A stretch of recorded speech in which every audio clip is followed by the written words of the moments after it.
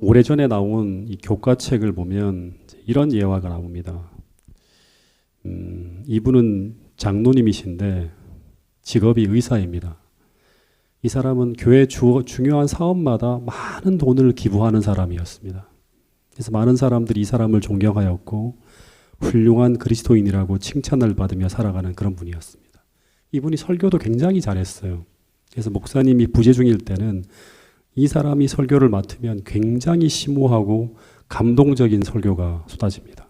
그래서 많은 사람들이 이 장로님의 설교를 기대할 정도로 가끔씩 목사님이 좀 자리를 비웠으면 할 생각이 들 만큼 그렇게 설교를 잘하셨다고 합니다. 실제로 일어난 일입니다. 그래서 모든 사람들이 생각하기를 이분은 신실한 그리스도인, 다시 말해서 하늘에 아주 가까운 사람일 것이라고 모두들 믿고 있었습니다. 근데 어느 날 너무나 깜짝 놀랄 만한 일이 터지게 됩니다. 어느 안식일에 이 장로님이 결석을 합니다. 그래서 많은 사람들이 이 장로님이 휴가라서 아마 다른 교회에 출석했을 것이라고 생각하게 됩니다. 근데 충격스럽게도 이 장로님이 돌아가셨다고 하는 소식을 듣게 됩니다. 근데 더 충격적인 것은 이 장로님이 어느 해변이 내다 보이는 굉장히 멋있는 이 본인의 콘도에다가 거기서 돌아가셨는데 경찰이 가서 보니까 기분 전환용 약물 과다 복용으로 사망한 채 발견됩니다. 이 기분 전환용 약물이라고 하는 것은 청소년들이 본드를 흡입하는 거와 똑같은 거예요. 예. 더 충격적인 것은 이분이 돌아가신 그 침실에서 수십 개의 음란 비디오 영상과 잡지가 있는 것이 발견되어집니다. 이 교과책에 실린 거예요.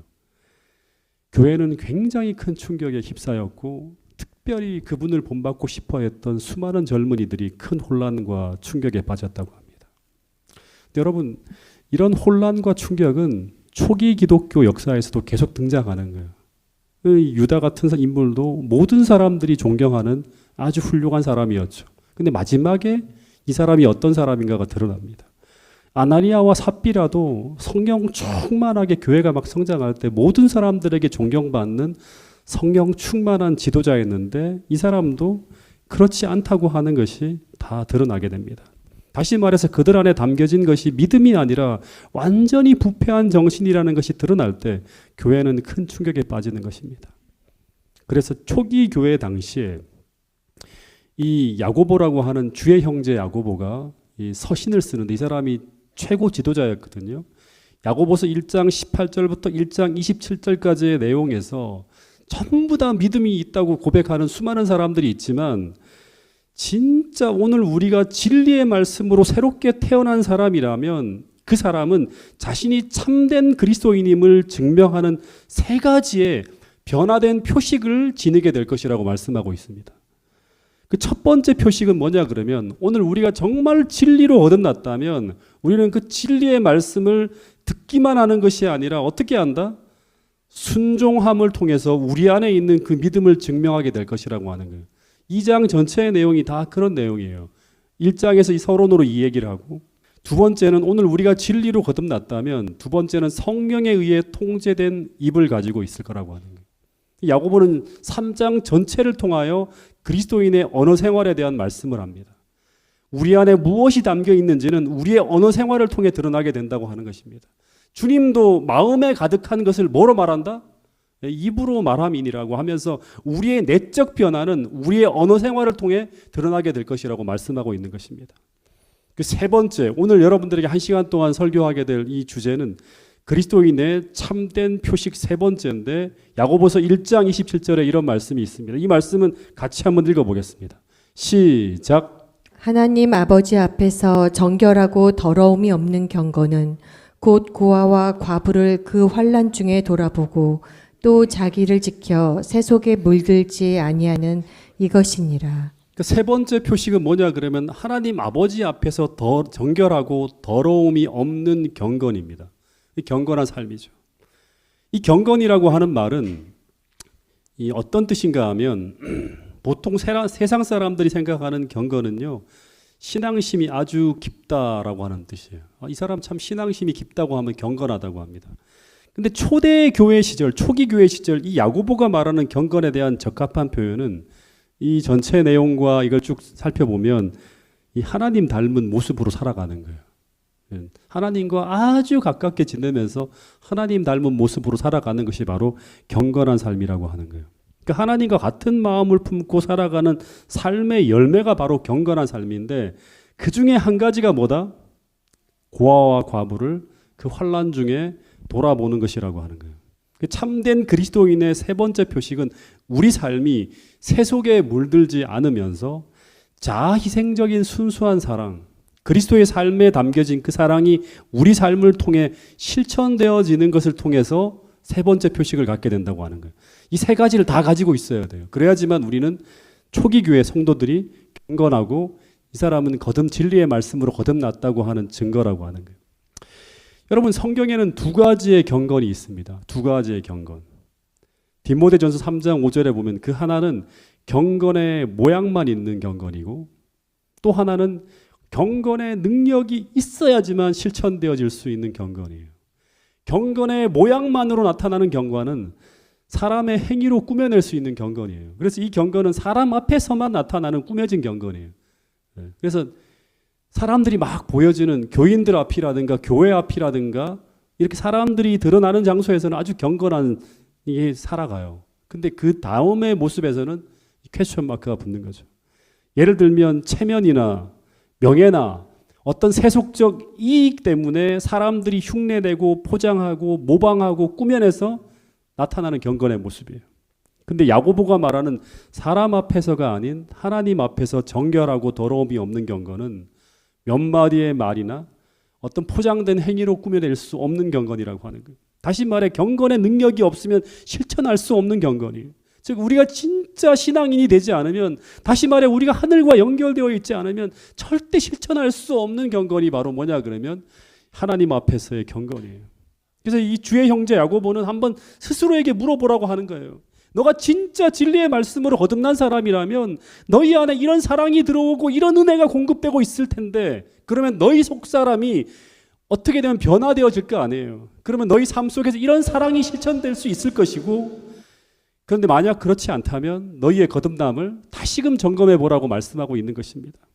이 당시 이 사랑을 확인할 수 있는 시금석으로 야고보가 제시한 상황이 뭐냐 그러면 고아와 과부가 환난 중에 있을 때입니다. 그때 너희가 어떻게 행하는지를 통해서 그 사랑을 확인할 수 있을 것이라고 말씀하고 있는 것입니다. 여러분, 당시 고아와 과부는 어떤 사람들이죠? 오늘날도 물론 복지 제도가 잘 돼 있지만 오늘날도 참 힘들죠. 이 고아와 과부가 스스로의 힘으로 자립하기는 상당히 어렵습니다. 당시엔 더했죠. 스스로의 힘으로는 자립이 불가능한 사람들이에요. 근데 이들은 반드시 누군가의 돌봄이 필요한 대상들이에요. 사회적인 영향력이 거의 없고, 그리고 이들에게 도움과 친절과 관심을 베풀어도 이들에게서 돌아올 것이 별로 기대되지 않는 사람들, 당시 세상에서 철저하게 외면받는 사람들, 성경시대에 가장 불쌍한 사람들이 바로 고아와 과부였습니다. 주님이 너희가 신앙이 없는 사람이 아니라 그리스도가 너희 안에 모셔진 참된 그리스도인이라면, 당시 고아와 과부가 환난 중에 고통당하고 있을 때, 그때 너희들은 너희 것을 희생하여 이들을 아낌없이 도와주는 그런 무아적 사랑을 실천하게 될 것이라고 말씀하고 있는 것입니다. 주님은 이것을 통해서 우리 안에 그리스도인의 표식이 있는지 없는지를 확인하게 될 것이라고 말씀하고 있는 것입니다. 여러분, 하나님은 성경 곳곳에 우리의 신앙을 점검할 수 있는 그리스도인의 표식이라는 것을 적어놨어요. 이 마태복음 5장 20절에도 보면 내가 너희에게 이르노니 너희 의가 서기관과 바리새인보다 더 낫지 못하면 결코 천국에 들어가지 못하리라고 말씀하셨어요. 이 서기관과 바리새인은요, 사람들 앞에서만 경건한 사람들이에요. 즉 이들은 경건의 모양만을 가지고 살아가는 사람들이었어요. 그래서 이 주님께서 마태복음 5장에서 서기관과 바리새인들이 갖고 있지 못하던 더 나은 의를 쭉 설명하다가 그 말씀의 결론이 마태복음 5장 끝에서 이렇게 끝이 납니다. 너희가 너희를 사랑하는 자를 사랑하면 무슨 상이 있으리요? 세리도 이같이 아니하느냐? 너희가 너희 형제에게만 무난하면 남보다 더한 것이 무엇이냐? 이방인들도 이같이 아니하느냐? 그러므로 너희가 진리의 말씀으로 거듭났다면, 너희가 그 경건의 능력을 받으며 살아가고 있다면 너희는 하늘에 계신 너희 아버지의 온전하심 같이 너희도 그렇게 온전한 사랑을 실천함을 통해서 그 받은 은혜와 사랑을 어떻게 한다? 증명하게 될 것이라고 말씀하고 있는 것입니다. 여러분 창세기 18장에 보면 제가 이 전체 이야기들을 쫙 점검할 수 있는 하나의 스토리가 나옵니다. 아브라함을 하나님이 시험하시는 장면이 나와요. 제가 이거 보면서 이게 왜 이 성경 속에 들어가 있을까 되게 궁금했었거든요. 여기 본문에 보면 이때가 정오의 시각이랍니다. 오정이라고 하면 정오예요. 근데 이때는 팔레스타인 지역에서 가장 뜨거운 때예요. 사람들이 일하지 않고 다 누워 잠자는 그런 시간입니다. 휴식 시간이에요. 근데 그때 한 나그네로 보이는 사람 셋이 아브라함의 장막 앞을 지나가고 있었습니다. 이 뜨거운 볕이 내려쬐는 그 시각, 지친 모습으로 이 아브라함의 장막 문 앞을 지나가는 이 세 사람은 누구일까요? 누구죠? 네. 창세기 18장 1절에 보면 여호와께서 마물의 상수리 숲을 근처에서 아브라함에게 나타나시니라라고 하는 거예요. 그러니까 여호와께서 아브라함에게 나타나셨는데 근데 그 모습이 어떤 모습으로 나타났다? 나그네의 모습으로 나타난 거예요. 그래서 이 세 사람 중에 한 분은 여호와 하나님이시고 나머지 두 사람은 누구죠? 예? 창세기 19장에 보면 천사들입니다. 예. 근데 왜 하나님께서 자신의 모습을 숨기고 이런 초라한 나그네의 모습으로 아브라함의 장막문 앞을 지나가고 계셨을까? 이 뭐예요?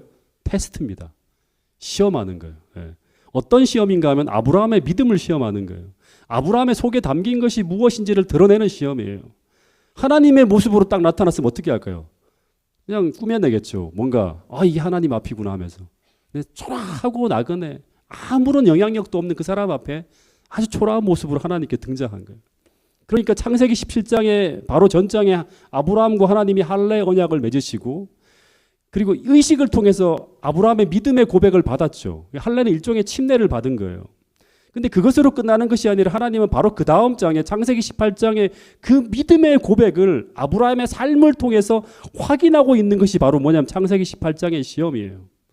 그리고 이 믿음을 확인한 후에 창세기 21장에 이삭이라고 하는 언약의 아들이 태어납니다. 그래서 항상 믿음이라고 하는 것은 시험을 통해서 입증되어지는 것을 보게 됩니다. 근데 왜 믿음은 시험을 통해서 입증되어져야 되는가? 하나님은 우리 속을 다 봐요. 우리가 말을 안 해도 우리 안에 뭐가 있는지 다 알아요. 그래서 이 믿음을 증명하는 시험의 과정이 하나님에게는 필요 없어요. 근데 성경에 보면 우리를 구원하는 과정은 하나님의 한 말씀으로 끝나는 것이 아니라 온 우주 거민 앞에 공의롭고 정의롭게 심판하는 과정을 거쳐서 우리를 구원을 하시는 걸 보게 됩니다. 왜냐하면 사단은 우리가 고백하는 그 믿음의 고백을 끊임없이 거짓이라고 참소하며 하나님께서 우리를 구원하는 것이 공의롭지 못하다고 주장하고 있기 때문에 이 계시록 12장에 나오죠. 그래서 하나님은 우리를 구원하기에 앞서서 우리의 믿음을 온 우주 거민 앞에 입증하는 일이 필요해요. 이것을 가지고 재림교에서는 뭐라고 하죠? 재림전 심판, 조사 심판. 재림전에 벌어지는 하나님 믿노라고 고백하는 사람들을 심판하는 심판이라고 해요. 그래서 우리가 구원을 받든 멸망을 받든 언제나 우리 속에 있는 것이 드러나도록 시험하는 이 과정이 반드시 선행되어져야 한다고 하는 것입니다. 구원은 믿음으로 받지만 믿음은 행위로 나타나야 되는 거예요. 오늘 교과책에 나왔죠. 구원은 믿음으로 얻지만 그 믿음은 뭐를 통해서 나타나야 된다? 행위로 나타나야 된다고요. 우리는 믿음으로 구원받고 믿음의 행위를 통해서 심판받는다고 하는 거예요. 그래서 이런 말씀이 있죠. 계시록 20장 12절 죽은 자들이 자기들의 행위를 따라 책들에 기록된 대로 심판을 받았다고 합니다. 계시록 20장 13절 각 사람이 그들의 행위를 따라 심판을 받는다고 하는 이 말씀들이 이렇게 정리가 되어지는 거예요. 그래서 이 행위는 우리 속에 있는 그 믿음을 증명하는 행위인데 근데 문제는 성경을 보면요. 하나님께서 이 믿음의 행위를 시험하시는 장소나 시간은 대부분 우리가 이것이 시험이라고 전혀 생각할 수 없는 아주 사소한 일상의 모습을 통해서 우리 안에 있는 믿음이 있는지 없는지를 드러나게 하신다고 하는 거예요. 다시 말해서 우리가 아주 편하게 무장해제하고 편하게 주고받는 대화, 그리고 아주 사소하게 스치듯 행하는 행동 하나, 이 모습을 통해서 우리 속에 있는 것이 정말 무엇인지를 확인하는 거예요. 그래서 우리가 진짜로 우리 속사람이 진짜 변하지 않으면 우리가 진짜로 하나님의 것이 되지 아니하면 절대로 꾸며낼 수 없는 것이 바로 믿음이에요. 정말 참 믿음이 아닌 가짜 믿음이나 사이비 믿음을 가지고서는 절대 통과할 수 없는 것이 바로 하나님의 심판이라고 하는 걸 기억해야 됩니다. 진짜 변하지 않으면 안 되는 거예요. 진짜 여러분 속에 참 믿음이 없으면 통과할 수 없는 것이 바로 뭐냐 그럼 하나님의 테스트예요. 사이비나 가짜를 가지고는 절대 통과할 수 없는 거예요. 하나님께서 우리의 삶을 통해서 진짜 확인하시고자 하시는 것은 딱 하나예요. 그것은 그 사람이 완전 무결한 신앙인가 아닌가가 아니라 그 사람이 진짜 믿음을 가지고 살아가는 사람인지 아니면 신앙인인 척 흉내만 내고 있는 사람인지를 보고자 한다고 하는 것입니다. 다시 말해 그 사람이 진짜 참 믿음을 가지고 겸손하게 하나님 앞에 머리 숙이며 날마다 회개하며 진실한 믿음을 가지고 사는 사람이라면 그 사람은 비록 연약할지라도 반드시 구원을 받고 하나님의 인정을 받게 되어 있습니다. 그러나 그 사람이 아무리 열심히 뭔가를 행하고 포장하고 꾸미고 하더라도 그 안에 하나님이 거하시지 않으면 그 사람은 구원받지 못합니다. 그 중에 하나가 뭐다? 언어 생활이고 두 번째는 무엇이다? 거듭남을 통해 담겨진 하나님의 사랑, 예수 그리스도의 사랑, 자기 희생적 순수한 사랑을 실천하는 것이라고 하는 것입니다. 이 아브라함이 이걸 보여주는 거예요. 하나님이 믿음의 모본인 아브라함에게 이걸 보여주는 거예요. 이 아브라함이 자신의 장막 문 앞에 초라한 나그네 세 사람이 자신의 집 앞을 지나가는 것을 보게 됩니다. 근데 이때 아브라함이 이 모습을 보자마자 텐트 위에 누워 있다가 막 달려나가서 몸을 땅에 굽히고 절하고 어떤 말을 하는가 하면 18장 3절에 보면 내 주여라고. 초라한 사람이. 아브라함은 어떤 사람인가 하면 여러분 그냥 가족 중에 뭐 한 아버지 정도 생각하면 안 돼요. 1000명 가까운 자기 부하들만 준비되고 훈련된 병사만 318명을 거느리고 있는 한 1000여 명의 그 사람을 거느리고 있는 족장입니다. 족장. 왕이에요, 왕. 예. 근데 이 사람이 이 초라한 나그네 세 사람을 보자마자 달려나가서 내 주여 내가 주께 은혜를 입어 싸우면이라고 표현을 했는데 이 표현이 뭐냐 그러면 윗사람이나 존경하는 사람에게 말할 때 사용되어지는 표현이에요. 그러니까 인사말부터 극존칭을 쓰면서 극진하게 이들을 향해서 이런 요청을 합니다. 아무런 대가도 필요 없이 이들을 향해서 뭐라고 하는가 하면 그냥 지나가지 마시고 자신이 꼭 시원한 물을 드릴 테니까 제발 발을 씻으시고 시원한 나무 그늘에 좀 쉬시다가 그 쉬는 사이에 제가 떡과 우유를 가져올 텐데 그 떡을 드시고 난 이후에 원기를 회복하고 떠나시기를 간청하는 거예요. 이 모습은 무슨 나그네를 대하는 것이 아니라 진짜 아주 굉장히 높은 외교사절이라든가 아니면 하나님을 대하듯 이렇게 이 나그네를 섬기고 있는 거예요. 이 모습이 어떤 모습인가 하면 아브라함의 일상적인 삶의 모습이라고 하는 거예요. 다시 말해 이것은 그가 이 나그네가 여호와인 줄 미리 알고 꾸며낸 모습이 아니라고 하는 거예요. 일상적인 삶의 모습이라고 하는 거예요. 그러면서 떠오른 장면이 뭐냐 그러면 마태복음 25장에 양과 염소의 비유였어요. 거기 보면 예수님이 영광의 보좌에 앉으시고 세상을 두 무리로 나눈 후에 구원받은 무리는 우측에 구원받지 못한 무리는 좌측에 위치하게 하신 다음에 두 무리를 심판하는 장면이 나옵니다.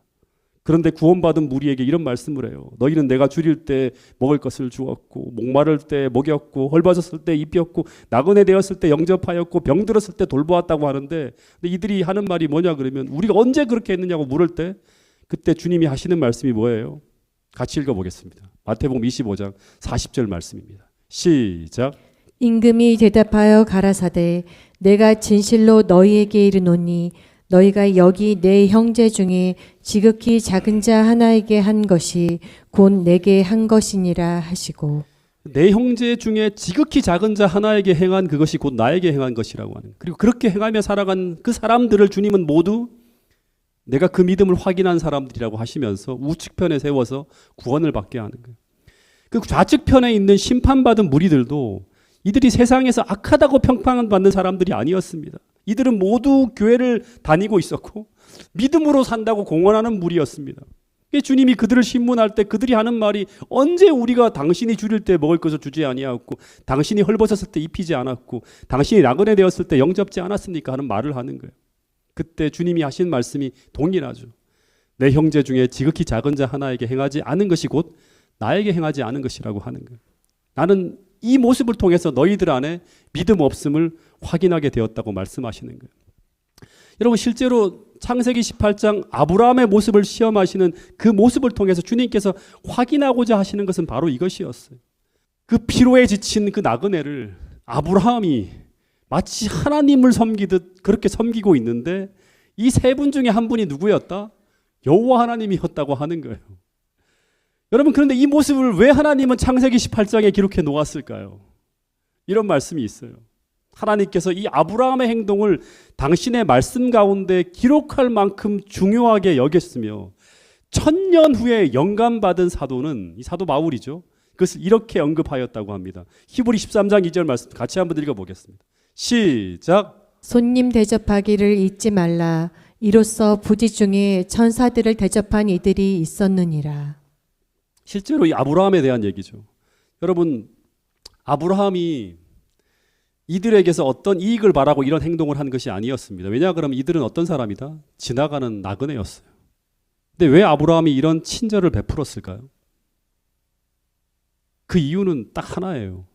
예수님의 사랑이 아브라함의 마음속에 있었기 때문에, 다른 사람들에게는 없는, 세상 사람들에게는 없는 그 사랑이 있었기 때문에 주님이면 그렇게 할 거 아니에요.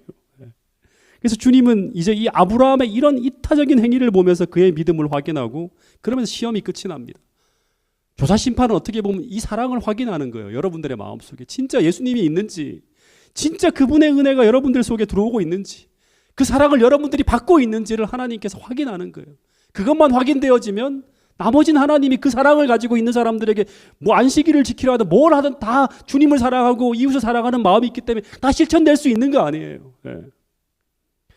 식사를 마친 후에 나그네로 앉아있는 세 사람이 갑자기 큰 위엄을 가진 자들로 바뀌면서 큰 권위를 가지고 아브라함에게 이렇게 질문해요.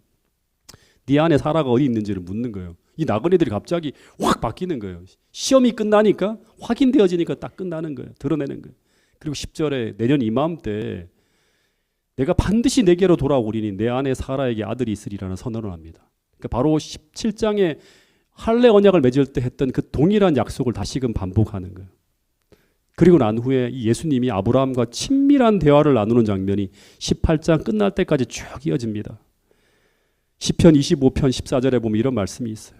아브라함이 이렇게 친밀하게 하나님과 대화를 나눌 수 있는 이유는 그러니까 하나님을 정말로 경외하는 사람이었기 때문이라고 하는 거예요. 여호와의 친밀함이 누구에게 있다? 하나님을 진심으로 경외하는 자들에게 있다고 하는 거예요. 근데 아브라함이 하나님을 정말로 경외하는 사람이라는 걸 어떻게 알 수 있을까? 그것은 바로 아브라함이 이 초라한 나그네를 어떻게 대하는지를 보면 알 수 있다고 하는 거예요. 하나님 앞에서 정결하고 더러움이 없는 경건은 하나님을 경외하는 사람들은 어떻다? 이런 사랑이 그 안에 담겨 있다고 하는 거예요. 아브라함이 초라한 모습으로 지나가는 그 나그네를 그가 지극정성으로 섬기는 이 모습을 통해서 하나님은 아브라함이 갈대아 우르를 떠나 25년간의 신앙생활을 통해 그가 정말 어떤 믿음을 가진 사람으로 변화되었는지를 온 우주 앞에 공개하고 있는 거예요. 오늘 우리는 그런 마지막 재림전 심판을 통과하게 될 사람들이 바로 여러분과 저라고 하는 거예요. 마찬가지로 성경을 보면 예수님이 이 땅에 오시는 사건은 모든 이스라엘 백성들을 신앙을 심판하는 사건이었다고 말씀하고 있습니다. 그래서 예수님이 이 땅에 오실 때 어떤 모습으로 오셨죠? 왕이나 귀족으로 오시지 않고 초라한 인간의 모습으로 오신 거예요. 가장 초라한 모습으로. 그 이유는 그것은 이스라엘 백성들에게 일종의 시험이었고 심판이었어요. 정말 그들이 예식이나 의로운 의식을 통해서 포장한 그것이 진짜 그들의 진정한 모습인지, 정말 이들이 하나님을 경외하는 사람인지 아닌지를 확인하는 시험이었다고 하는 것입니다. 여러분, 때때로 우리는 수직적 차원의 신앙, 하나님과의 관계를 굉장히 중시하는 많은 사람들이 수평적 차원, 내 이웃과의 관계는 대단히 약한 면을 드러내는 경우가 참 많다고 하는 거예요. 그래서 그 사람이 우리가 보기에는 하나님에 대한 열심과 신앙심이 있는 것 같은데, 근데 이웃을 대하는 모습은 영 엉망인 것을 보면 우리는 굉장히 의아하게 생각하는 경우들이 참 많습니다. 이건 수많은 시대를 거듭하면서 항상 드러났던 그런 모습이에요. 왜 하나님을 믿는 사람들이 저렇게 이기적이지? 왜 하나님을 믿는 사람들이 저렇게 쌀쌀맞고 냉정하지? 왜 하나님을 믿는 사람들이 저렇게 따뜻하지도 않고 친절하지도 않지? 왜 하나님을 믿는 사람들이 사람을 차별하지? 그 이유를 하나님은 오늘 이 창세기 18장의 이 말씀을 통해서 우리에게 그 이유를 말씀해 주고 있는데, 그 이유는 바로 그들이 하나님을 진정으로 경외하지 않기 때문이라고 하는 거예요. 그 이유는 그들이 믿음이 무너졌기 때문이고 하나님과의 관계가 무너졌기 때문이라고 하는 것입니다. 그래서 오늘 우리가 하나님과 어떤 관계를 유지하며 살고 있는지를 알고 싶다면, 그렇다면 하나님은 오늘 우리에게 내가 내 이웃을 어떻게 대하고 있는가를 통해 확인하라고 말씀하고 있는 것입니다. 먼저는 내 가장 가까운 이웃인 내 남편을 어떻게 대하고 있는지, 내 자녀를 어떻게 대하고 있는지, 내 부모를 어떻게 대하고 있는지, 그리고 이 교회 성도 한 사람 한 사람을, 그리고 더 나아가서 내가 속한 직장 동료와 내 이웃들을 내가 어떻게 대하고 있는지를 통해서 우리가 하나님을 어떻게 공경하고 있는지를 확인해 보라고 말씀하고 있는 것이 바로 오늘 제가 여러분들에게 드리는 이 말씀이에요. 이것이 무너져 있다면 아무리 그 사람이 안식일을 철저히 지키고 교회를 위해 열심히 봉사하고 있다 하더라도 그는 믿음이 없는 사람이고 하나님을 사랑하지 않는, 하나님과의 관계가 무너져 있는 사람이라고 하는 것을 입증하는 것이라고 말씀하고 있는 것입니다. 제가 이 말씀을 성경 전체를 통해 다 여러분들에게 수도 없이 가르쳐 줄 수 있습니다. 누가복음 10장에 보면 선한 사마리아인의 비유에서 예수님은 참된 그리스도인이 어떤 사람인가를 아주 분명하게 설명해 주셨어요.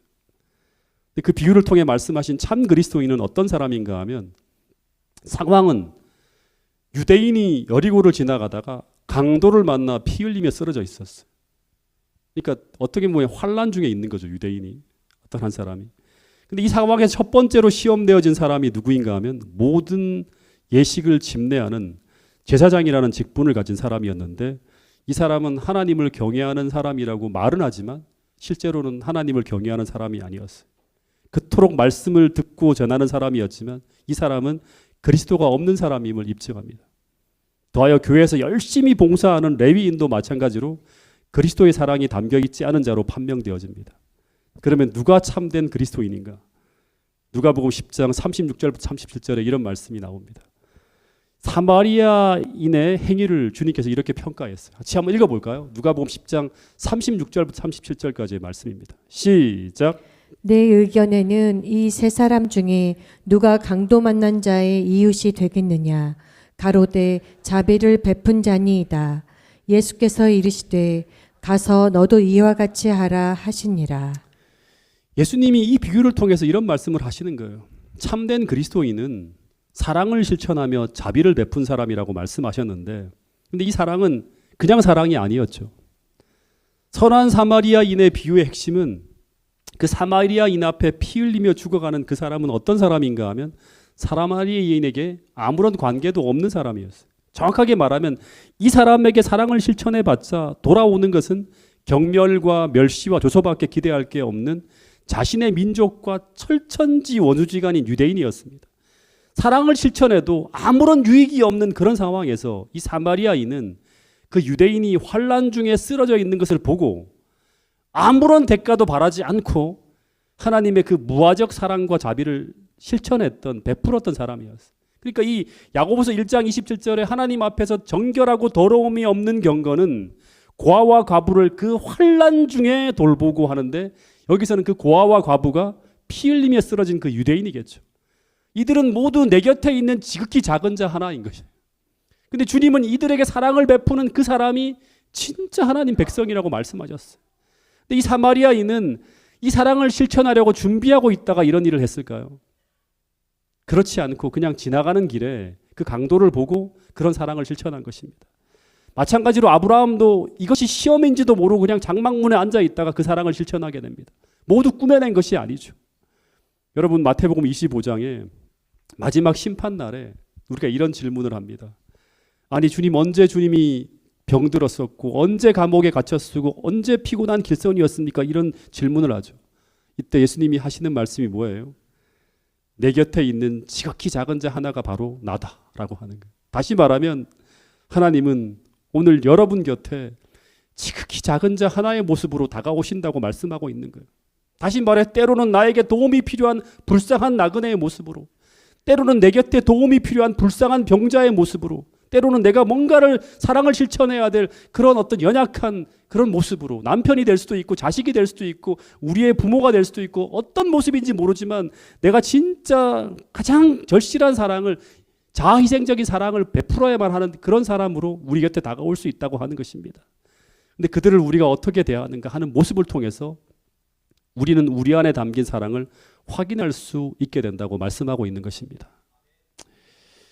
오래전에 제가 한 교회에서 목회를 할 때 사택으로 정기적으로 오시는 한 분이 계셨어요. 이분은 금요일 저녁만 되면 딱 그 시간만 되면 와요. 근데 그리고 또 한 번은 주중에 한 번 부정기적으로 한 번 오실 때도 있어요. 근데 그때마다 이제 뭘 드렸는데 그분이 그거를 이제 계속 정기적으로 받으시니까 정기적으로 찾아오는 거예요. 근데 오실 때마다 우리 성주 엄마가 매번 안식일에도 오세요. 내일 오세요. 내일 오시면 더 많은 것들을 드릴 수 있어요 하고 이야기하는데 이분이 그 말을 들으면 들은 채 만져요. 이분이 오시는 날이 잦아지면서 제가 이제 좀 나서서 좋은 관계를 한번 맺고 그 다음 성경을 좀 가르쳐 드려야겠다 생각을 하고는 제가 이분에게 집이 어디세요 하고 물어보았어요. 근데 그분이 들은 채 많지 않은 거예요. 제가 그 다음에 성경 공부를 한번 저랑 해보실래요 하고 물었더니 대뜸 하시는 말이 뭐냐 그러면 짜증나 하면서 굉장히 신경질적으로 저한테 반응하는 거예요. 제가 충격을 받았어요. 그리고 난 후 이분이 제가 인사를 해도 쳐다보지도 않고 마치 저를 투명인간 취급을 하는 거예요. 성주 엄마하고만 얘기를 하는 거예요. 그 다음부터는. 어떤 날은 와서 성주 엄마가 반찬과 음식을 좀 드리면 그러면 반찬보다 오늘은 과일이 없냐고 과일을 달라고 해요. 주는 것마다 감사하다라고 하는 말은 한마디도 하지 않고 마치 윗사람이 조공을 요구하는 것처럼 저에게 이제 요구하는 거예요. 그럼 정기적으로 그냥 드려야 돼요. 어떤 날은 집사님들과 같이 식사를 하는데 식사 시간에 와서 이 집사님들이 밥과 같이 식사하라고 하면서 밥을 드리면 이분이 반찬을 이렇게 먹다가 반찬을 타박을 합니다. 왜 반찬이 하나같이 맛이 없냐고 하는 거예요. 그때마다 집사님들과 저희 모두는 바로 제가 그런 상황이 있기 얼마 전에 어떤 설교를 했는가 이 창세기 18장 아브라함에 대한 설교를 했어요. 사람들이 전부 다 이분이 여호와의 천사일지 모른다는 생각을 하면서 어떻게든 더 사랑해 보려고 막 몸부림을 치는 거예요. 전부 다요. 예. 근데 이분이 도저히 사랑할 수 없는 모든 행위를 다 하시는 거예요. 그래서 제가 먼저 사랑이 거의 바닥 나가고 있었어요. 근데 그래도 사모는 끈질기게 이분을 웃으면서 대접을 하는 거예요. 그러다 우리가 두 손 두 발 다 드는 일이 생겨버렸어요. 어느 날 교회 일이 워낙 바빠갖고 두 사람이 그냥 교회 청소도 하고 뭐 방문도 하고 하면서 사택을 비우고 밖에 있었는데 근데 이분이 노크도 없이 사택 안으로 함부로 들어오는 거예요. 근데 우리 아이들이 깜짝 놀라서 막 난리가 났어요. 그때 이 성주 엄마가 안색이 탁 변하면서 이러시면 안 된다고 하면서 오늘은 그냥 돌아가시라고 하면서 그분을 빈손으로 돌려보냈어요. 그리고 난 후에 어땠을까요? 계속 마음에 남는 것은 찔림이에요. 창세기 18장 모든 말씀이 막 떠오르고 그리고 혹여 저분이 마태복음 25장에 나오는 지극히 작은 자, 작은 예수가 아닐까? 여보 그런 분을 우리 쫓아내는 게 아니야. 계속 생각하는 거예요. 근데 그때 또 하나 생각한 것은 무엇인가 하면 우리가 말씀을 통해 아무리 배워도 이런 얘기를 통해 자극을 받아도 이 자기 희생을 통해서 행하는 이런 무아의 사랑은 억지로 짜내서는 아니 되는 것이구나 하는 걸 확인하게 되었어요. 정말 주님의 깊은 사랑이 내 안에 끊임없이 들어와서 주님과 같은 큰 사랑이 내 안에 담겨야지만 우리가 행할 수 있는 것이구나 하는 생각을 하게 되는 거예요. 어떻게 우리가 원수 같은 사람을 사랑할 수 있는가? 친절을 베풀 수 있는가? 다 우리 힘으로 못하는 거예요. 그래서 이것을 통해서 우리 두 사람의 사랑이 이것밖에 안 되는구나 하는 것을 확인하게 되었고요. 그래서 어떻게 해야 되는가? 스스로의 연약함을 인정하면서 주님의 더 큰 은혜와 능력을 구하게 되는 것입니다. 여러분, 하나님은 끊임없이 오늘 여러분의 주변에 우리의 친절과 섬김을 필요로 하는 지극히 작은 자들을 끊임없이 두신다고 하는 걸 기억하셔야 됩니다. 저한테는 부목사님들이 그럴 수 있고 장로님들이 그럴 수 있고 성도님들이 그럴 수 있고 제 가족들이 그럴 수 있는 거예요. 계속 살펴야 되는 거예요. 근데 그 한 사람 한 사람을 우리가 정말로 거듭나서 예수님의 사랑으로 주님을 섬기는 것처럼 섬기며 사랑하게 될 때 그때 어떤 일이 벌어지는가 하면 엄청난 일이 벌어진다고 합니다. 이사야 58장 6절부터 11절에 보면 하나님이 뭐라고 하는가 하면 이사야서를 통해서 하나님이 기뻐하는 금식은 나의 기뻐하는 금식은 하면 이런 말씀을 해요. 하나님이 기뻐하시는 금식이라고 하는 건 하나님이 기뻐하는 경건한 삶이죠. 하나님 앞에서 정결하고 더러움이 없는 경건한 삶을 말하는 것이죠. 근데 하나님이 기뻐하시는 금식은 어떤 거냐 그러면 음식을 안 먹는 게 아니래요. 줄인 자에게 내 양식을 나눠주며 유리하는 빈민을 집에 들이며 헐벗은 자를 보이면 입히며 내 고육을 피하여 숨지 아니하는 것이 하나님이 기뻐하는 금식이라고 하는 거예요. 야고보서 1장 27절에 하나님 앞에서 정결하고 더러움 없는 경건과 똑같은 거예요. 이런 경건의 모양만을 갖는 것이 아니라 이런 경건의 능력이 회복되어지면 어떤 일이 벌어지는가? 여기 보면 그리하면 그런 사랑이 실천되어질 수 있다면 그곳에 하나님이 함께 하심으로 8절 보세요. 내 빛이 새벽같이 비칠 것이며 내 치유가 급속할 것이며 여호와 영광이 나타나고 9절 내가 부를 때에는 우리가 기도할 때마다 나 여호와가 여기 있다 응답하겠고 부르짖을 때마다 내가 여기 있다 하리라 하는 거예요. 10절 줄인 자에게 내 심정을 동하며 괴로운 자의 심정을 만족해 하면 내 빛이 흑암 중에 떠올라서 내 어둠이 낮과 같이 될 것이라고 말씀하고 있는 것입니다. 교회가 온 세상을 영화롭게 하는 부흥의 능력, 치유의 능력, 진리를 전파할 수 있는 능력이 펼쳐지는 거예요. 물된 동산 같겠고 물이 끊어지지 않은 샘처럼 흘러간다고 하는 것입니다. 근데 이런 사람들이 뭘 하는가 하면 12절 주님은 이런 사람들이 이런 사랑의 능력을 회복한 사람, 경건의 능력을 회복한 사람들이 주님에게서 나는 자들인데 이들은 역대 파괴된 기초를 다시 쌓고 무너진 데를 수보하는 자들이 되고 주님이 다시 오실 길을 수척하며 13절 이하 보면 안식일 회복 운동의 중심에 서게 될 것이라고 하는 거예요. 여러분 이게 순서예요. 순서. 여자의 남은 자손은 참 그리스도인의 표식을 지니고 있습니다. 그들은 예수님처럼 사랑하는 사람입니다. 이 사랑을 가지고 우리가 살아갈 때 경건의 모양만이 아니라 이 경건의 능력을 회복하게 될 때 우리 교회는 반드시 부흥하게 될 것입니다. 여러분 그래서 이 말씀이 이제 확실하게 제 머릿속에 들어왔어요. 인자가 자기 영광으로 모든 천사와 함께 올 때 자기 영광의 보좌에 앉으리니 모든 민족을 그 앞에 모으고 각각 분별하리라. 이와 같이 그리스도께서는 감람산 위에서 제자들에게 큰 심판의 날의 광경을 묘사하였다. 그리고 그리스도께서는 그 판결이 한 가지 처리, 원포인트예요. 딱 한 가지 점에 의해서 결정될 것이라고 하는 말씀을 하셨다. 민족들이 그리스도 앞에 모일 때 두 부리로만 나누어질 것이며 그들의 영원한 운명은 그리스도를 위하여 가난하고 고통받는 자들을 도와주었느냐 도와주지 않았느냐에 따라 결정되어질 것이다. 사랑을 확인한다고 하는 것이죠. 이 말씀이 무엇인가 하면 우리 안에 그리스도가 들어오셨다고 하는 증거는 이 주님의 사랑이 내 안에 들어오셨다고 하는 거예요. 그 증거는 무엇이다? 우리가 이웃을 주님처럼 사랑하는 모습으로 나타난다고 하는 것입니다. 이 풍성한 사랑이 내 안에 더 풍성하게 거할 수 있도록 주님께 구하고 그 사랑을 가지고 교회를 섬기고 이웃을 섬기고 영혼들을 섬길 수 있는 그런 성도들로 거듭나는 그런 성도들이 가득한 교회가 될 수 있기를 간절히 바라고 오늘 말씀을 줄이도록 하겠습니다.